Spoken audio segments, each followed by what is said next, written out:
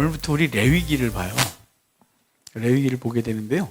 지난주에 이제 출애굽기 마쳤고 레위기를 보게 되는데요. 레위기는 27장으로 돼 있어요. 27장으로 돼 있는데 5장, 5장, 5장 이렇게 먼저 끊어진다 그랬죠.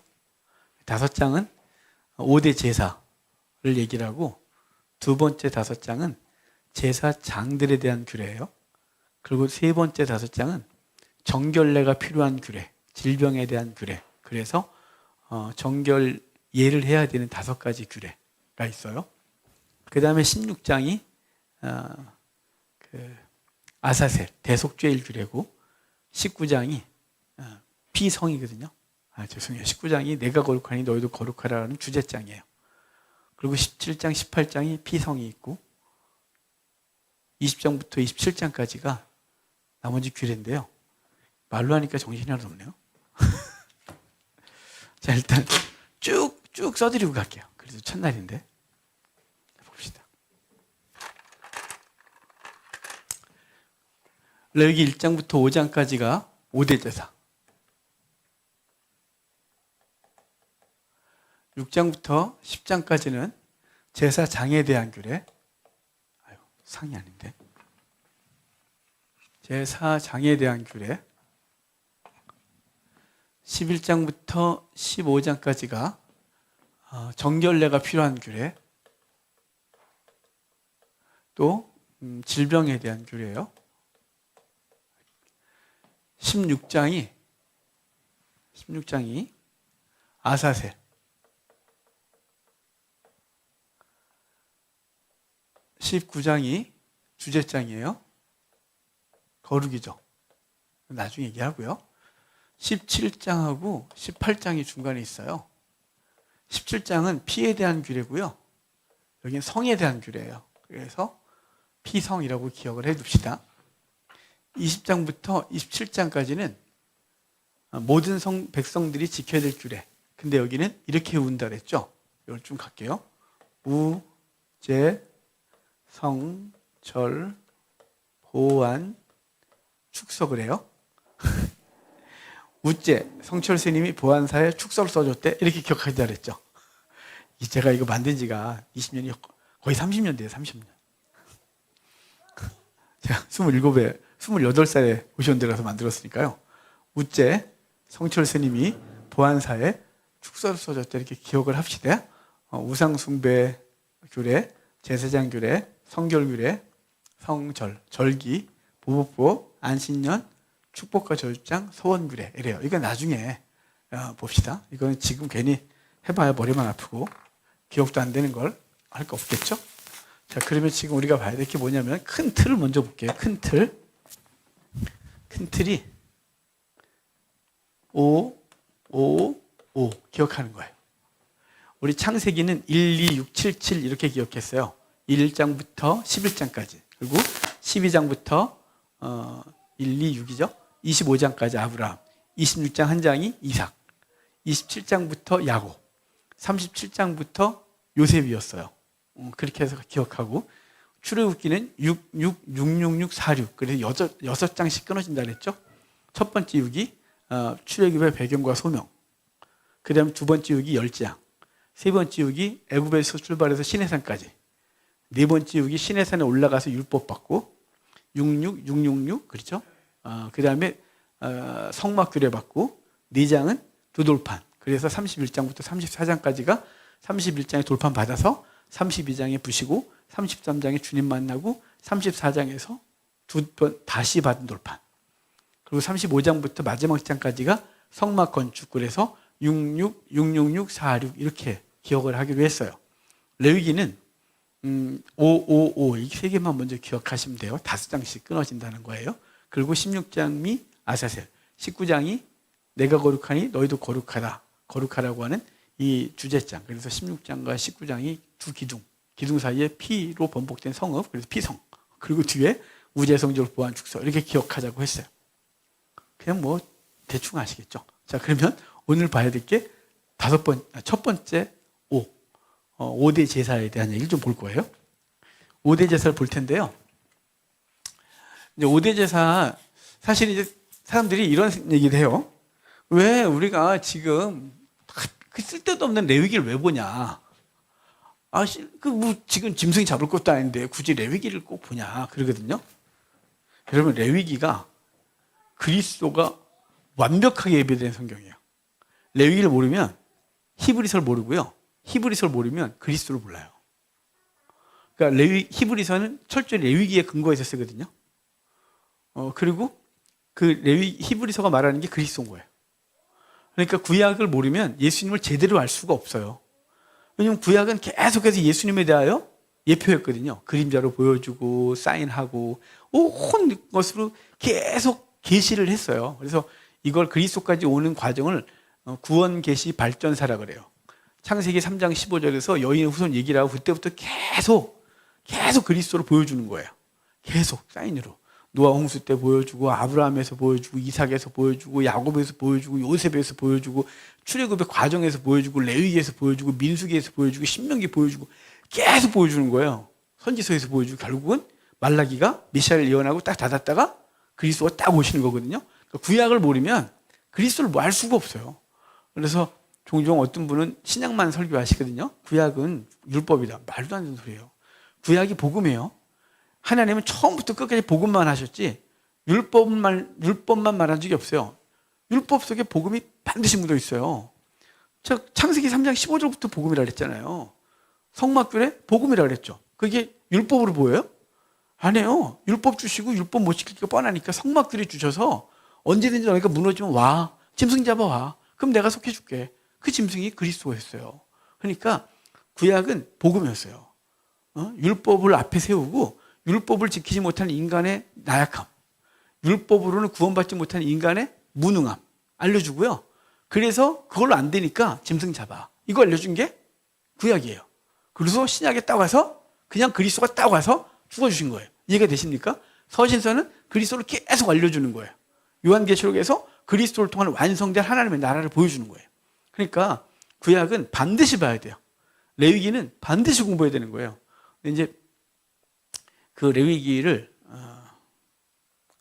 이렇게 비판하면 안 되는데, 어느 날 제가 어디 가서 세미나를 하는데 장기 세미나였거든요. 1년짜리 뭐 이렇게 어떤 교회에서 하는데, 그 교회에서 제가 이거 세미나 하는 동안 레위기 강의를 했대요. 레위기를 부흥회를 했대요. 그렇다고 한 분이 저에게 그 책을 사줬어요. 그래서 귀한 책이구나 봤다가 제가 뒤집어진 줄 알았어요. 왜냐하면 복음이 없어요. 어쩜 이렇게 레위기를 복음이 없이 해석할 수 있었지? 이건 진짜 기적이다 싶은 거 있죠. 레위기는요, 철저히 그리스도를 우리에게 보여줘요. 자, 그러면 5대 제사도 그리스도에 대한 예표겠죠. 1장부터 5장까지가 각 장마다 한 개의 제사가 있어요. 번소화제권이에요. 번제.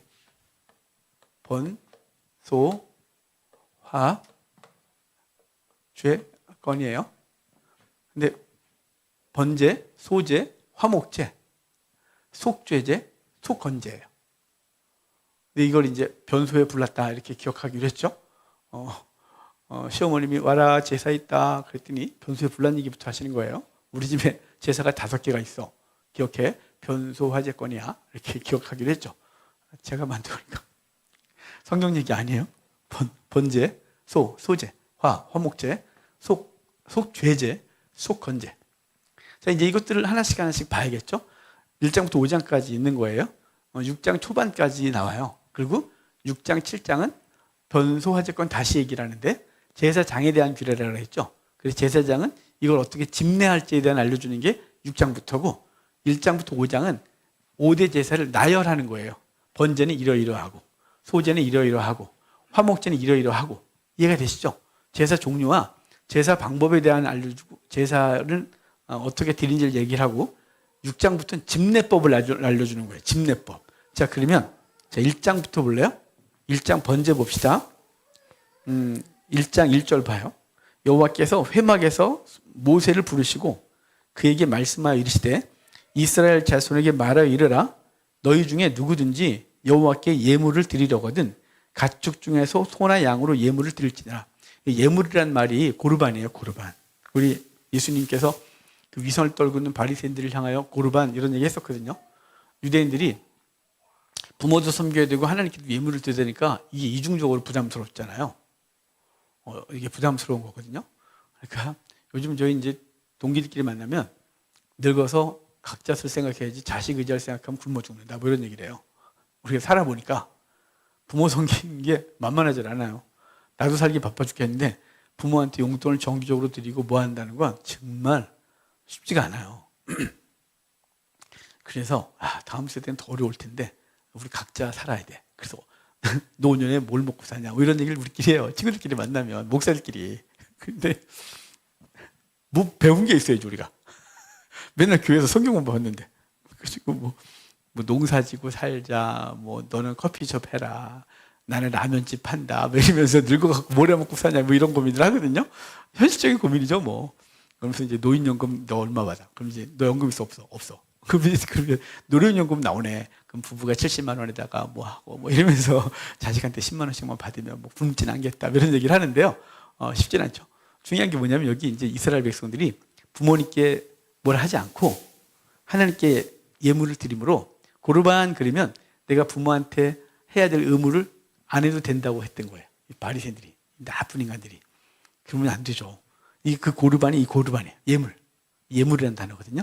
그러니까 예물은 번제도 예물, 소제도 예물, 화목제도 예물, 다 예물이에요. 하나님 앞에 드리는 이걸 예물이라 그래요. 그러니까 여기하고 여기만 있어도 달라져요. 마이크가 하나 진짜. 오늘부터 이제 우리가 이거 딱 고칠 거예요. 일로 옮길 거예요. 이거. 수신기. 여기를 옮기고 돼야 되는데 여기 옮겨도 안 되면 이제 우리 조 집사님하고 우리 죽는데 막 스트레스 받고 이거 이거 왜 안 되냐? 그럼 또 방법을 찾아야 되고 하여간 우리 조현일 집사님 무지 피곤해요. 안 돼. 맨날 저기만 쪼니까 왜 안 돼? 오늘도 잠을 못 자고 야근하고 온 거거든요.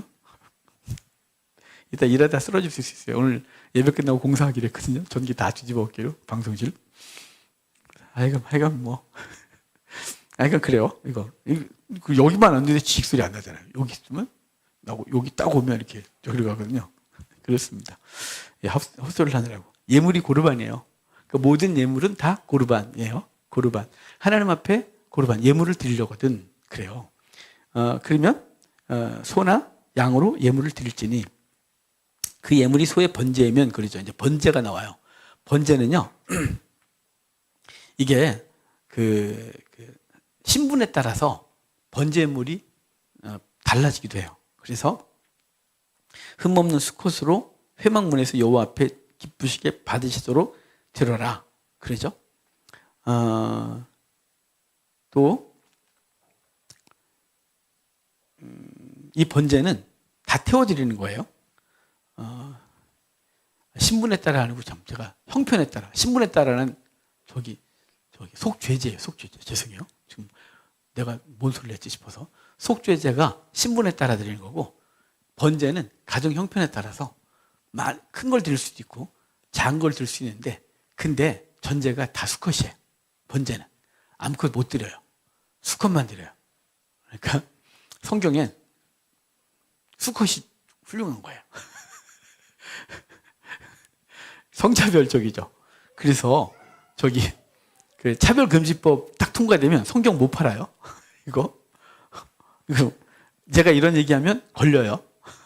성차별적으로 했다고 그래서 미국은 이미 몇 개 주에 성경 판매 금지됐어요. 성차별법 통과하면서 주별로 다르거든요. 몇 개 주에선 성경 판매 금지가 이미 되어 있어요. 이거 성차별하는 책이라고. 참 답답하죠. 하여간 그런데 중요한 건 뭐냐면 여기 수컷만 드리게 되는데요. 그리고 흠없는 것으로 드려지게 되죠. 번제는 다 태워드리는 거예요. 원래 다른 제물은 이거 발은 안 드리거든요.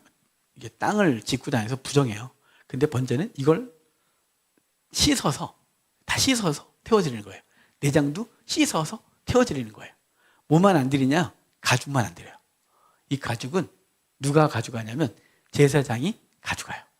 그날 집례한 제사장이. 그러니까 이 번제물의 이 가죽은 제사장의 몫이에요.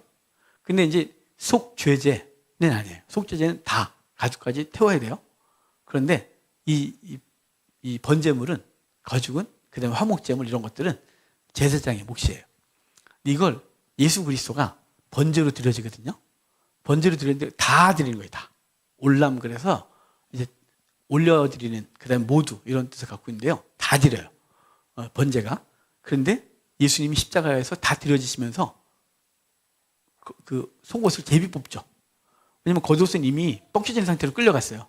이미 밑에서부터 채찍 맞고 올라갔기 때문에 이렇게 올라가요. 근데 속옷을 그 로마 군사들이 제비 뽑죠. 그 왜 그러냐면 번제물을 드릴 때, 제물을 드릴 때 그 제사장이 하는데, 제사장이 둘이면, 만약 예를 들어 그럼 둘이서 나눠 갖는 거예요. 그 제물의 껍데기를. 그래서 그걸 가져가서 시장에 팔아서 그의 생활비로 보태 쓰도록 했어요. 그러니까 번제는 예수 그리스도의 온전한 헌신을 상징하는 게 번제예요. 그래서 수코시로 드리게 되고요. 13절 봐요. 13절에 그 내장과 그 정강이를 물로 씻을 것이요 제사장은 그 전부를 가져다가 제단 위에서 불살라 번제를 드릴지니 이는 화제라, 여호와께 향기로운 냄새라. 화제라 그랬죠. 불로 태워드리는 제물이에요. 불로 태워드리는 제물, 그리스도의 고난을 의미해요. 그래서 화제는. 그래서 우리 아침에 성찬할 때 그 무교병 거뭇거뭇하게 굽잖아요. 오늘 우리 나준 선생님 너무 잘 만들어 주셔갖고 아주 새까맣게 태워주셔서 한쪽을 그동안 했거든요. 이거 익혀만 주셨는데 오늘 태워주셔서 너무 고마워요. 그래서 한쪽 보니까 태웠고 한쪽을 멀쩡하더라. 이렇게 안 태우셨길래 태울 쪽만 보여드렸거든요. 이렇게 그게 화제예요, 화제. 예수 그리스도가 화제 대심을 표현하는 게 그 무교병에 거뭇거뭇하게 태워서 드리는 그걸 먹어요. 그래서 이스라엘 가서 무교절에 슈퍼에서 파는 무교병을 사서 먹으면, 우리 참크래커 같은 경우는 그렇게 태울 필요 없잖아요. 참크래커 드셔보셨죠? 참크래커하고 이스라엘에서 파는 무교병이 크기만 달라요. 그러니까 참크래커 요만하고 빵빵빵빵 뚫려 있죠. 근데 이스라엘에서 파는 무교병이 한 가로 15?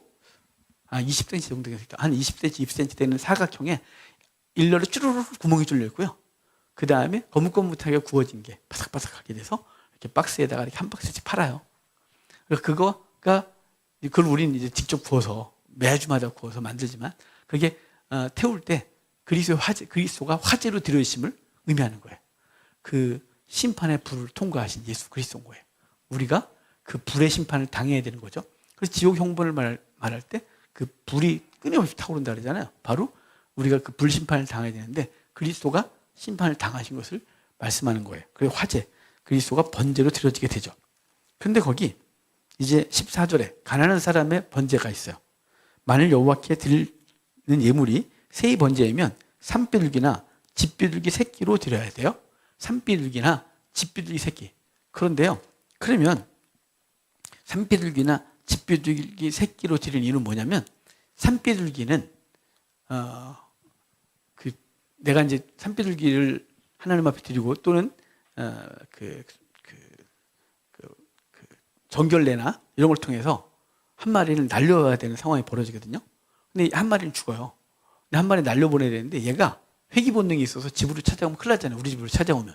한 마리는 죄 때문에 죽는 거고, 한 마리는 형 벌을 가지고 날아가는 거예요. 사라지는 거예요, 벌이. 그런데 얘가 회귀 본능이 있으니까 집으로 찾아오거든요. 형벌이 찾아온 거예요. 난리 나는 거죠. 그래서 집비둘기는 아직 회귀 본능이 생기지 않은 새끼만 드릴 수 있고, 산비둘기는 어차피 산으로 가요, 걔는. 그러니까 산비둘기는 되고, 만약에 산에서 비둘기를 잡아올 수가 없다. 나는 우리 집에서 길리운 비둘기를 드리겠다. 그러면 반드시 태어나서 얼마 안 돼서, 아래서 깨어나서 얼마 안 된, 아직 집 나가본 적이 없는 걔 자리에다가 하나님 앞에 드리는 거예요. 그래서 회귀 본능이 없는 놈, 형벌이 집으로 돌아오지 않는 그런 새를 드리게 되는 게 새끼의 비둘기를 드릴 때예요. 자, 16절을 또 볼까요?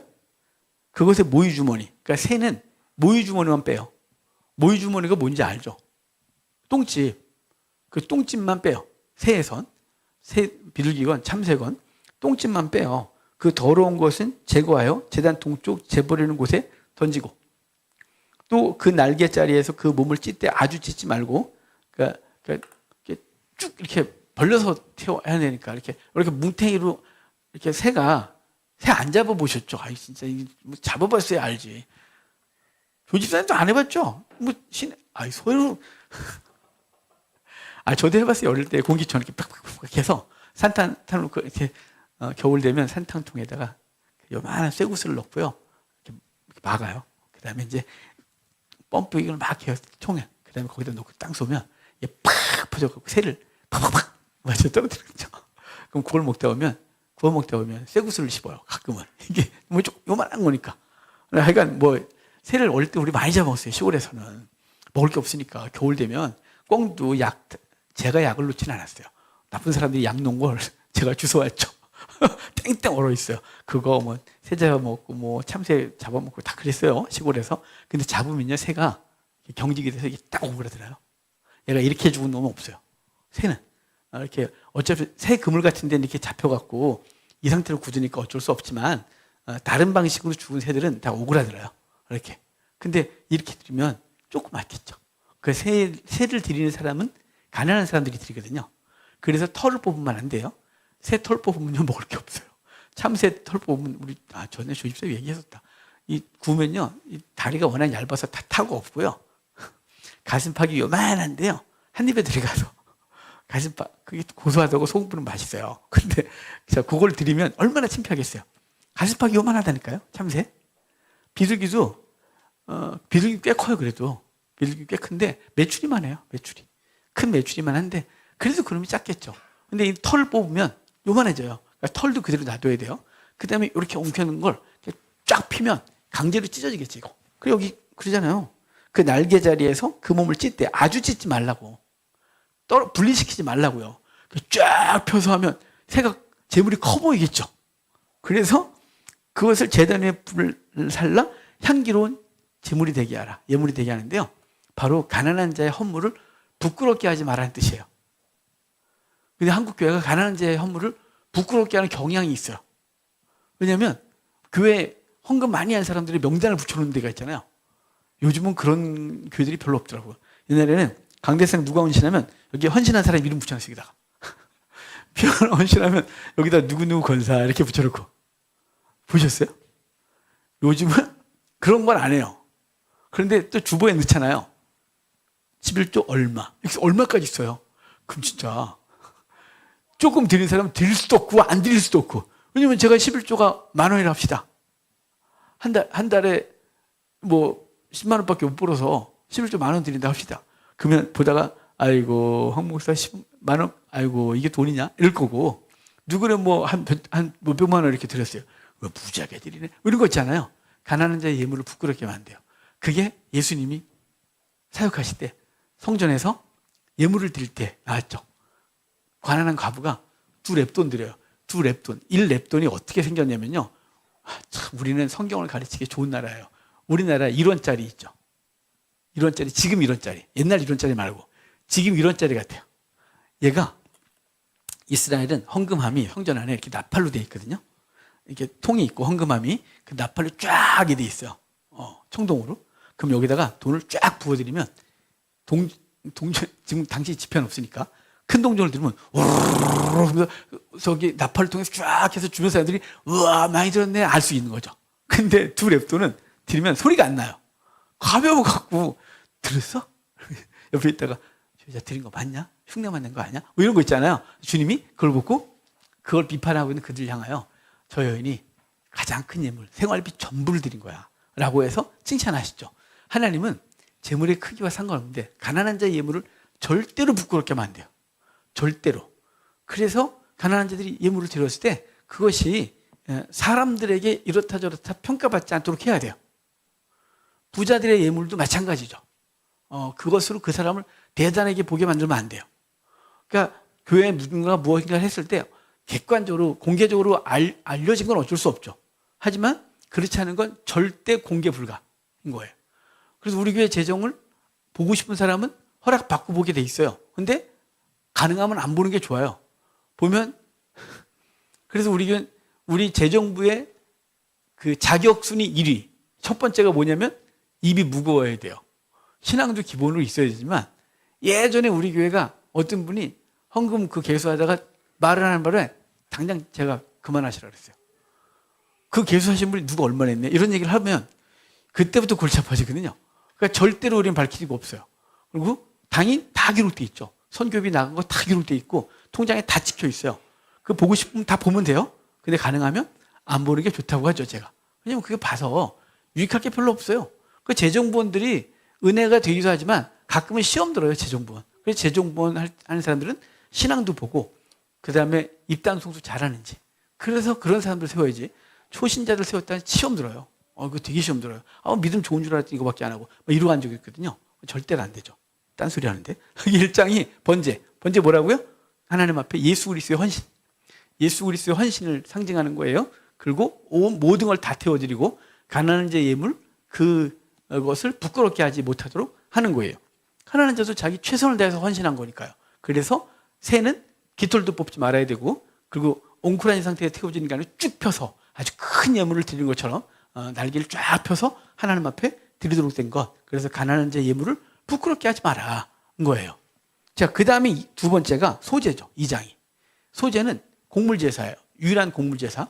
이것은요 고운 가루를 드리거든요. 거기 누구든지 소제 예물을 여호와께 드리려거든 고운 가루로 예물을 삼아 그 위에 기름을 붓고 또 그 위에 유향을 놓아서 아론의 자손 제사장들에게 가져갈 것이요 제사장은 그 고운 가루 한 움큼과 기름과 그 모든 유향을 가져다가 기념물로 제단 위에서 불사를 찌니 이는 화제라 여호와께 향기로운 냄새라. 그래요. 자, 화제였어요. 이것도 불로 태워지려는 거죠. 근데 여기 고운 가루를 드리래요. 이 고운 가루 제가 이거를 전 숫자에 되게 약해서 이 고운 가루를 고대 때 만들려면 여러 번 체를 해야 되는데 지금처럼 방앗간에 가지고 가서 몇 번 이렇게 축축 하면 진짜 고운 가루가 만들어지거든요. 밀가루. 그렇죠. 얼마나 고와요. 그것처럼 고운 가루를 만들어야 되는데요. 고대 땐 기계로 가는 게 아니잖아요. 맷돌로 갈거든요. 이렇게 연자 맷돌도 갈지만 연자 맷돌은 대부분 그 곡물을 탈곡할 때 써요. 그럼 이제 알갱이도 나오고 그 다음에 이제 더 곱게 하기도 하고 올리브를 짤 때도 그걸로 다 이렇게 다 간 다음에 이제 압축을 해서 올리브유를 빼고 그런단 말이에요. 그런데 일반 가정집에서는 그런 걸 쓰지 않죠. 연자 맷돌은 큰 업체에서나 쓰지 집에서는 그걸 쓰지 않거든요. 그럼 집에서 뭘 하냐면 갈돌을 쓰는 거예요. 요만한 아랫돌에다가 윗돌 손에 속 들어온 거 갖고 이렇게 팍팍팍 가는 거죠. 근데 갈아갖고 고운 가루를 만들려면 어떻게 하냐면 처음부터 고와지지 않으니까 웬만큼 간 다음에 체에 걸러요.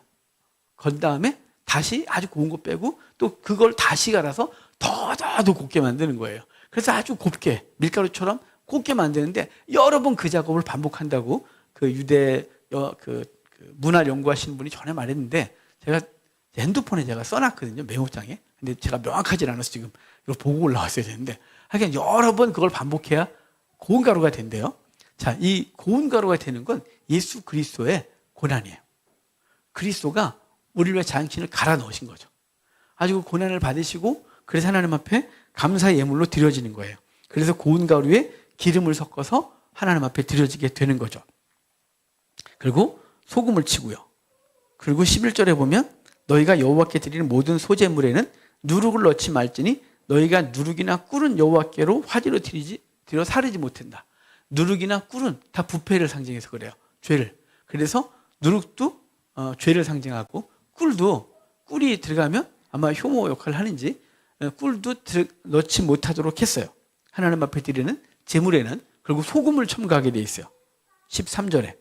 그래서 내 모든 소제물에 소금을 치라. 내 하나님의 언약의 소금을 내 소제에 빼지 못할지니 내 모든 예물에 소금을 드릴지니. 그러니까 소제에는 고운 가루, 그 다음에 기름, 소금을 섞어서 하나님 앞에 태워드리는 것. 그것이 소제, 그리스도의 희생, 그리스도의 고난을 의미하는 것이다 라고 하는 거예요.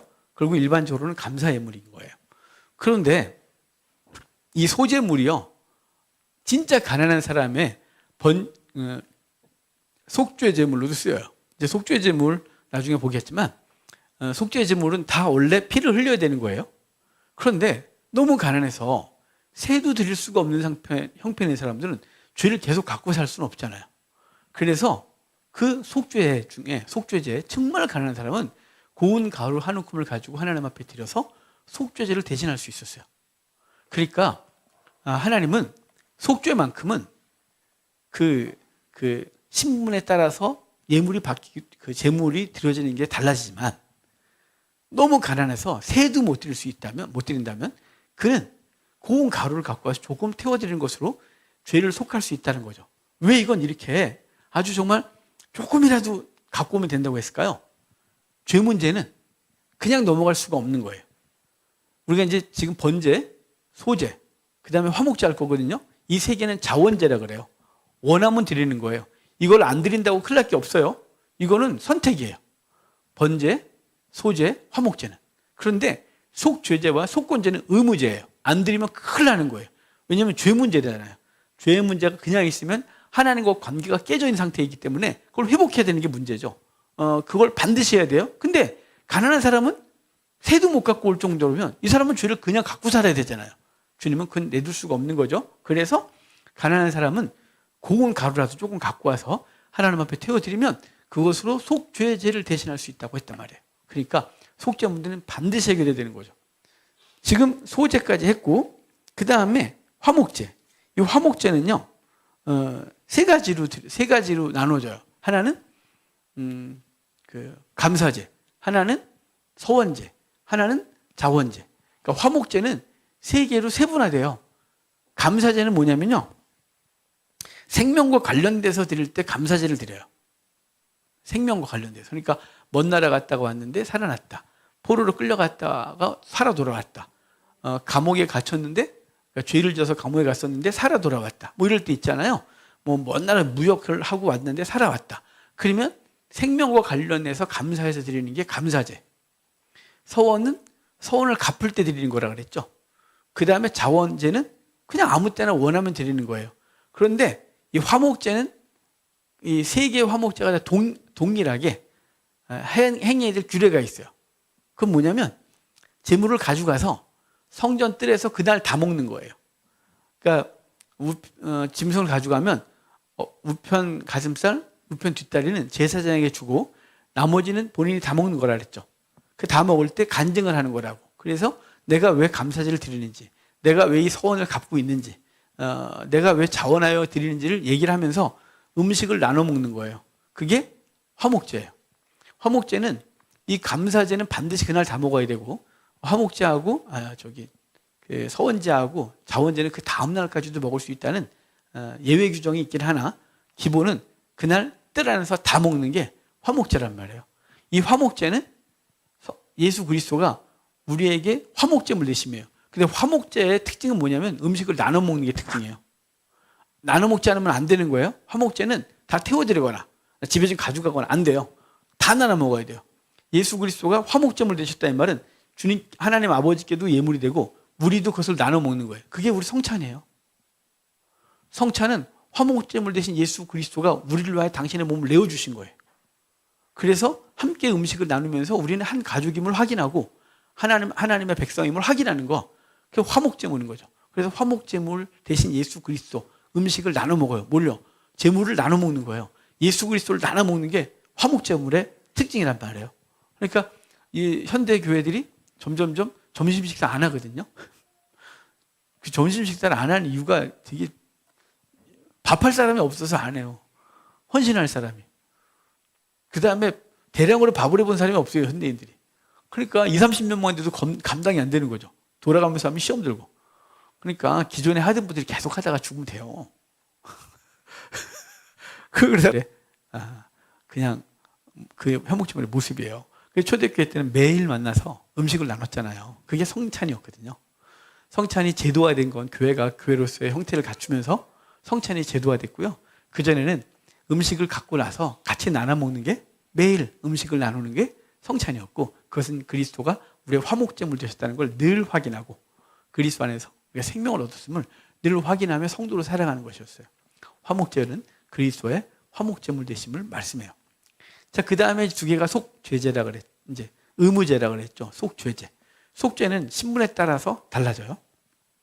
그래서 대제사장의 속죄물, 백성 전체의 속죄물, 그리고 족장의 속죄물, 개인의 속죄물, 가난한 자의 속죄물 달라져요. 근데 두 개가 똑같아요. 어떤 거 하냐면 대제사장의 속죄물하고 전 백성을 속하는 속죄물이 똑같아요. 송아지, 수송아지를 드리거든요. 근데 그게 뭐냐면 대속죄일에 이스라엘의 절기 7월 1일이 나팔절, 7월 10일이 대속죄일이거든요. 그 대속죄일에 제사장을 위하여 수송아지를 드려요. 그리고 백성들을 위하여 아사셀 염소를 갖고 오죠. 그런데 평소에 회중을 향한 속죄 제물을 드릴 때는 똑같이 수송아지를 드리는 거예요. 그럼 얘가 똑같냐? 제사장이 갖고 있는 게 백성 전체예요. 그래서 가슴에 12개의 보석을, 어깨에 12지파를 메고 하나님께 나가는 거죠. 그러니까 제사장은 그 백성들 전체의 죄를 다 가지고 있는 거예요.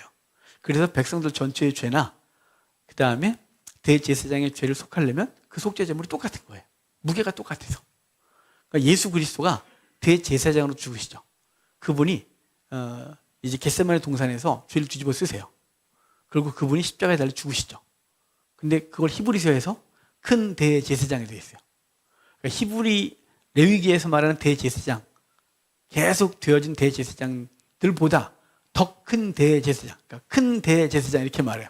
히브리서에선 거기다 크다 이걸 한 마디 더 붙여놓고 대제사장 말해요. 왜냐하면 예수 그리스도가 저와 여러분의 죄를 짊어지고 죽으셨기 때문에 우리의 죄가 속해졌다. 이걸 의미하는 거예요. 그런데 예수님은 자기가 죄가 없었죠. 죄가 없으신 그분이 죄인들을 위하여 십자가에 달려 죽으신 것을 히브리서가 말하고 그분이 우리의 대제사장 되심으로 그분의 이름 의지하여서 그 지성소로 들어갈 담력을 얻었으니까 그 피 붙들고 성소로 들어가서 큰 상을 얻으라고, 구원의 상을 얻으라고 말씀하고 있는 거예요. 그래서 이 속죄제는 신분에 따라 달라지는데, 근데 신분에 따라 달라진 거 2개. 그러니까 대제사장의 죄, 그 다음에 회중의 죄를 담당한 속죄제는 번제단에서 못 태워요. 악취해서. 그 죄가 태워지는 거잖아요. 너무 더러운 거예요. 근데 개인의 속죄물들, 번제는 왜 향기로운 제물이 돼요? 향기로운 제물이 된 건 그분이 그 헌신자의 자원 예물로 드린 거니까. 화목 제물도 왜 향기로운 제물이에요? 자원에 드린 거니까. 소제도 향기로운 제물인 거예요. 근데 속죄제는 향기로운 제물이라고 안 붙어요. 특별히 대제사장과 회중을 위한 속죄제는 진 바깥에 가서 태우는 거예요. 여기서 죽여 그 피를 번제단에 뿌리고 향단에 뿌리고 그럼 지성소에 가서 뿌리게 되는데 1년에 한 번 대속죄일에. 그런데 그 제물은 하나도 번제단에 태우지 않고 피만 부어드리고 나머지는 싹 가서 진 바깥에 쓰레기 태우는 곳에서 태우는 게 속죄 제물이에요. 그래서 예수 그리스도가 성 안에서 죽지 않아요. 예수님이 성 바깥에 끌려와서 어디서 죽어요? 골고다가요 해골이라는 언덕이거든요. 왜 해골이냐면 거기가 채석장이기도 하고 채석장 주변에 돌을 떼어냈잖아요. 그럼 자연스럽게 굴이 생기고 등등등 그랬겠죠? 거기가 무덤이 되는 거예요. 그래서 예수님이 죽으신 그곳이 공동묘지였을 것이라고 추정을 해요. 그러니까 예수님이 뭐에서 죽은 거예요? 쓰레기장에서. 시체를 던져놓는 곳에서. 시신을 묻는 그 지역에서 죽으시고 거기서 아리마대 요셉이 자기를 위하여 파놓은 무덤, 채석장이었으니까 거기다 예수님을 장례 치르는 거죠. 예수님은 속죄제물 되어 진 바깥에서 태워지는 거예요. 그게 예수님이 속죄제물 되신 거죠. 그래서 히브리서 12장, 13장인가요? 거기 보면 예수께서 우리의 치욕을 짊어지고 영문 밖에 나가서 죽으셨다. 그러므로 우리도 그의 치욕을 짊어지고 영문 밖으로 나아가자. 영문 밖에 나가서 죽자. 이렇게 말하는 거죠. 그러니까 예수님이 대속죄일 제물 됐음을 분명히 말해주는 거예요. 그리고 나머지 족장들의 제물, 그 다음에 개인의 속죄물은 제단에 태워요. 번제단에. 그리고 그걸 드릴 수 없는 형편의 사람들은 공물을 들여서 하나님 앞에 속죄할 수 있다. 이게 속죄제예요. 자, 5번째, 속건제까지 볼게요. 근데 이제 방법하고 이런 것들은 다음 주에 보도록 하고요. 오늘 지금 5대 제사를 나열만 합시다. 속건제거든요. 속건제는 배상을 하고 하나님 앞에 드리는 거예요. 그러니까 속죄제와 속건제는 의무제인데 반드시 해야 되는 거예요. 이건 선택이 아니에요. 죄니까. 근데 속죄제는 수직관계예요. 하나님 앞에 금령 중 하나를 범하였을 때, 하나님 앞에 부정해졌을 때, 이럴 때, 하나님과 관계가 깨졌을 때 드리는 게 속죄제, 죄송해요. 속건제는요, 이웃에게 피해를 끼쳤을 때, 손해를 배상하고 오는 거예요. 그래서 속건제는 이웃과의 관계 속에서 드리는 게 범죄했을 때 드리는 게 속건제예요. 그러니까 속죄제는 수직, 속건제는 수평의 관계예요. 이 두 개가 다 하나님 앞에 드려야 되는 거죠. 우리 한국 교회가 뭐가 없다고요? 속건제가 없다고요. 그래서 하나님과 그렇게 영적으로 회개하고 뭐 정말 순결하게 하려고 그러는데 이웃에게 상처 주고 뭐 한 건 별로 그렇게 중요하게 여기지 않는 거죠. 손에 끼쳤으면 손에 배상하고 와야죠. 그렇지 않겠어요? 우리가 얼마나 부도덕한지 몰라요. 교회가. 이제 이건 목사들 세계에서 부도덕한 걸 보면 이런 거 있잖아요. 여기서 부교육자 생활했어요. 근데 여기서 한 20-30명 데리고 옆에서 개척을 해요.